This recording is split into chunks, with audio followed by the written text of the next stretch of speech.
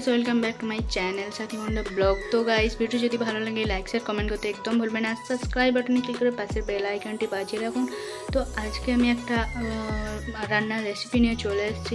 তো মা যেহেতু বাড়িতে নেই তাই জন্য আমি আজকে রান্নাটা করব। আর আমি বেসিক্যালি রান্নাটা অতটা পারি না, যতটুকুই পারি তোমাদের সঙ্গে আমি শেয়ার করব। তো চলো রান্নাটা সঙ্গে শুরু করি। দেখো আমি এখন ভাত আর ডিম সেদ্ধটা বসিয়ে দিয়েছি। আর ভালোভাবে আমি সব কিছু কাটাকুটি করে সব আমি রেডি করে আলু ভাজাটা বসিয়ে দেওয়ার প্রায় আলু ভাজাটা শেষ হয়ে গেছে। ভিডিওটা লং যেহেতু না হয় তাই জন্য আমি কাট করে দিয়েছি কিছুটা। তারপর আমি পেঁয়াজ দিয়ে দিলাম, কারণ আলু ভাজায় পেঁয়াজ খেতে আমাদের খুব ভালো লাগে তাই জন্য। আর এখানে ভালোভাবেই সেদ্ধটা হয়ে গেছে, তাও আরেকবার ঢাকনা চাপিয়ে দেবো আর একটু ভালো করে সেদ্ধ হওয়ার জন্য। আর এখন মোটামুটি একটু লাল লাল করে হয়েই এসছে। আর দেখো আলু ভাজাটা প্রায় হয়ে গেছে, এরপর আমি নামিয়ে নিয়েছি।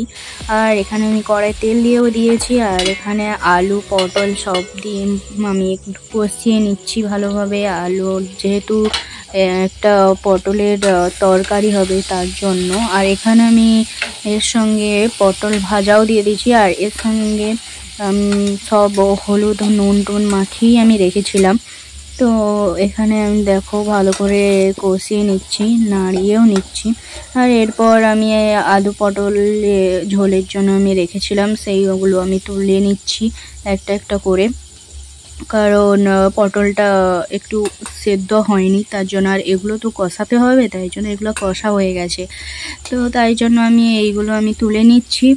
আর তুলতে তুলতে তোমরা দেখতে থাকো আমার চ্যানেল সাথী হোন্ডা ব্লগ। তোমরা সার্চ করে আমার চ্যানেলটা সাবস্ক্রাইব করে রাখো। আর ডেইলি ব্লগের জন্য তোমাদের নোটিফিকেশনের জন্য আমার চ্যানেলে আমন্ত্রণ। আমি সব পটলগুলো গোল গোল করে পটলগুলো আলুগুলো সব আমি তুলে নেব, কারণ ওগুলো আমার কষানো হয়ে গেছে। এরপর আমি আবারও একটু পটল ভাজার জন্য যেগুলো কুটেছিলাম সেইগুলো আমি আবার একটু নাড়িয়ে নেব। তারপর নাড়ানো শেষ হয়ে গেলে একটু ঢাকনা চাপা দিয়ে তোমরা রেখে দেবে। আমার হয়ে গেছে। আর আমি এই আলু ভাজাগুলো তুলে রেখে দিয়েছি, দেখতে থাকো। আর আমি আবারও তেল দিয়ে দিয়েছি। আর পেঁয়াজ আর ডিম কষানো হয়ে গেছে। আর সেই কষানো আলু পটলগুলো আমি দিয়ে দিলাম। আবারও একটু ভালো করে নাড়াচাড়া করে নিতে হবে। আর একটু ভালো করে কষানো হয়ে গেলে ওই হলুদ আর নুন আর লঙ্কা গুঁড়ো গোলানো জলটা আমি দিয়ে দিলাম। আর ওই গোলানো হয়ে যাওয়ার পর দেখো ফুটতে শুরু করেছে।